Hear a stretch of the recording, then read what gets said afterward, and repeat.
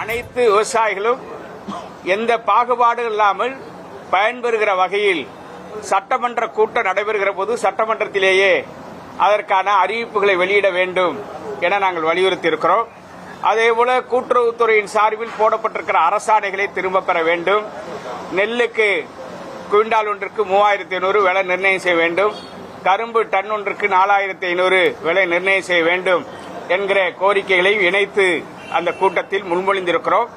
அமைச்சர்கள் முதலமைச்சரின் கவனத்திற்கு கொண்டு சென்று உங்களுடைய நியாயமான கோரிக்கைக்கு எல்லா விவசாயிகளும் பயன்பெறுகிற வகையில் ஒரு நல்ல முடிவை சட்டமன்றத்தில் அறிவிக்க செய்வோம் என்கிற உத்தரவாதத்தை கொடுத்திருக்கிறார்கள். அதற்கான அனைத்து முயற்சிகளையும் தமிழக அரசு மேற்கொள்ளும் என்கிற நம்பிக்கையோடு நாங்கள் அந்த கூட்டத்தை நிறைவு செய்திருக்கிறோம்.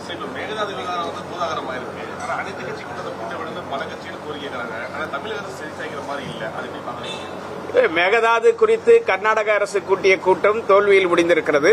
அவர்கள் 13ஆம் தேதி முழு அடை போராட்டத்திற்கு அறைகூவல் விடுத்திருந்தார்கள். சட்டத்திற்கு புறம்பாக எந்த கூட்டமும் செல்லுபடியாகாது. காவிரி மேலாண்மை ஆணையத்தின் நேரடி கட்டுப்பாட்டில் மேகதாது அணை பிரச்சினை நிலுவையில் இருக்கிறது.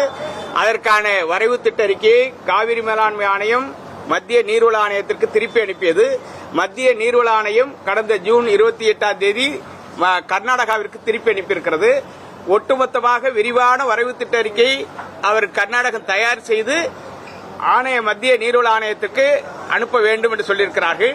அதற்கு அடிப்படை தமிழ்நாட்டினுடைய ஒப்புதலை பெற்று காவிரி மேலாண்மை ஆணையத்தின் ஒப்புதலை பெற்ற பிறகுதான் வரைவு திட்ட அறிக்கை விரிவான வரைவு திட்ட அறிக்கையாக அவர்கள் தாக்கல் செய்ய முடியும். இதுதான் காவிரி நடுவர் மன்ற இறுதி தீர்ப்பில் சொல்லப்பட்டிருக்கிறது.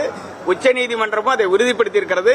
மத்திய அரசும் அரசிதழில் வெளியிட்டு அரசாணைகள் பிறப்பிக்கப்பட்டு உச்சநீதிமன்றத்தின் நேரடி கட்டுப்பாட்டில் காவிரி மேலாண்மை ஆணையம் செயல்படுகிற போது எந்த ஒரு தனித்த முயற்சியும் சட்டத்துக்கு விரோதமாக கர்நாடகம் மேற்கொள்ள முடியாது.